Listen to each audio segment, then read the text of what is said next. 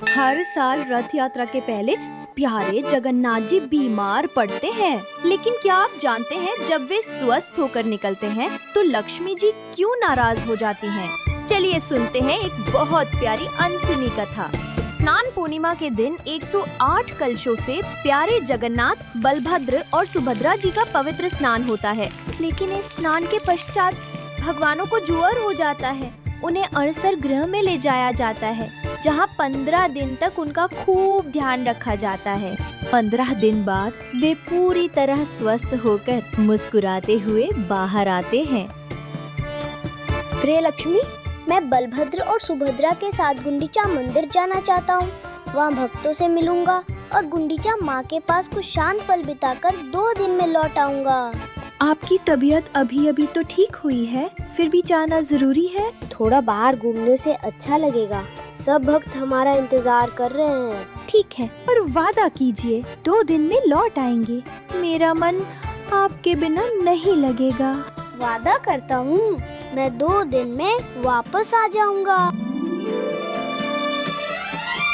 आखिरकार रथ यात्रा का पावन दिन आता है। पूरी नगरी उत्सव के माहौल में डूब जाती है। तीनों भगवानों के लिए भव्य रथ तैयार हैं। चलो माँ, गुंडीचा के घर बड़ा मजा आएगा। हाँ, वहाँ खूब मस्ती करेंगे।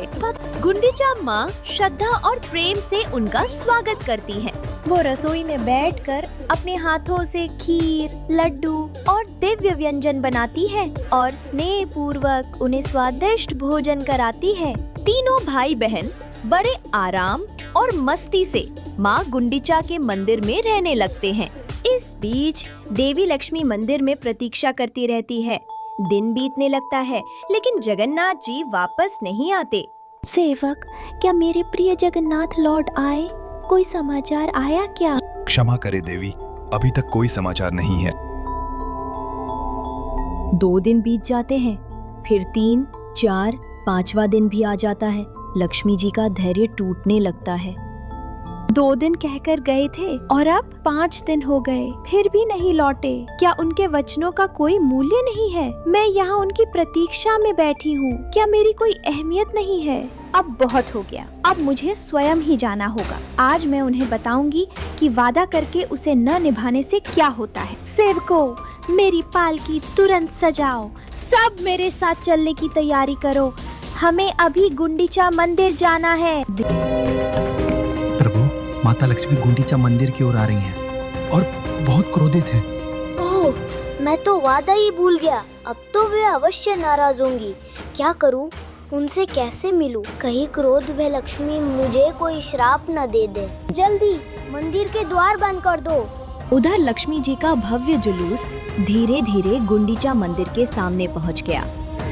लक्ष्मी जी पालकी से उतरी और प्रवेश द्वार की ओर बढ़ने लगी। तभी भयभीत सेवकों ने घबराकर तुरंत मुख्य द्वार बंद कर लिया। ये देखकर लक्ष्मी जी का क्रोध चरम पर पहुंच गया।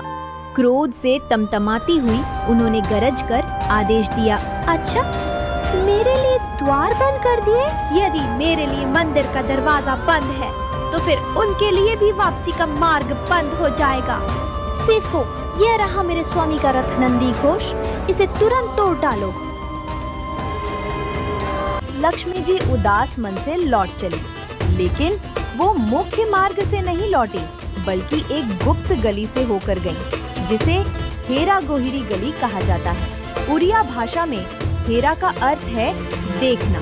कहा जाता है कि रथ यात्रा के 5वें दिन माता लक्ष्मी अपने प्रभु जगन्नाथ के दर्शन हेतु यहाँ आई थी। इसी स्मृति में इस दिन को हेरा पंचमी कहा जाता है। आ गया 9वां दिन, बहुड़ा यात्रा, यानी भगवान की वापसी की यात्रा। प्यारे जगन्नाथ, बलभद्र और सुभद्रा जी गुंडीचा माँ से विदा लेकर अपने घर श्री मंदिर की ओर लौटने लगे।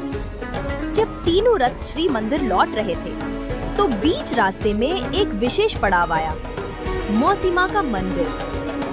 मौसी माँ ने उनके लिए बड़े प्रेम से पोड़ पीठा तैयार किया था, जो उड़ीसा की प्रसिद्ध मिठाई है।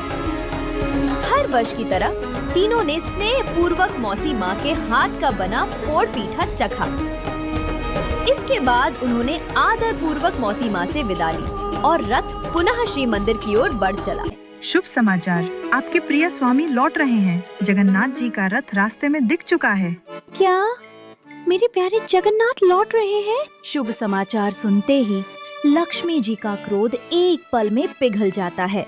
वह तुरंत श्री मंदिर से बाहर निकल आती हैं और सामने जहानी मंडप में आकर खड़ी हो जाती हैं, जहां से दूर सड़क पर अपने प्यारे जगन्नाथ जी के रथ को आते हुए देखती हैं। थोड़ी ही देर में नंदी घोष रथ भी श्री मंदिर के सिंह द्वार पर पहुंचता है। बलभद्र जी और सुभद्रा मैया तो सीधे मंदिर में प्रवेश कर जाते हैं, लेकिन प्यारे जगन्नाथ जी बाहर ही रुक जाते हैं, क्योंकि देवी लक्ष्मी के आदेश से उनके लिए मंदिर के द्वार बंद कर दिए जाते हैं। जगन्नाथ जी के सेवक भी द्वार के बाहर से देवी लक्ष्मी से क्षमा याचना करते हैं, लेकिन लक्ष्मी जी अभी भी मन ही मन थोड़ी नाराज हैं। उन्होंने इतने दिनों तक अकेले जो इंतजार किया, उसका शिकवा तो बनता है।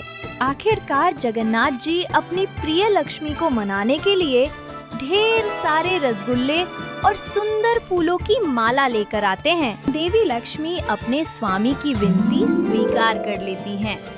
फिर दोनों हंसते हुए एक साथ मंदिर के भीतर प्रवेश करते हैं और इस तरह हर साल रथ यात्रा का ये मधुर मिलन हमें याद दिलाता है कि प्रेम में रूठना भी है और मनाना भी।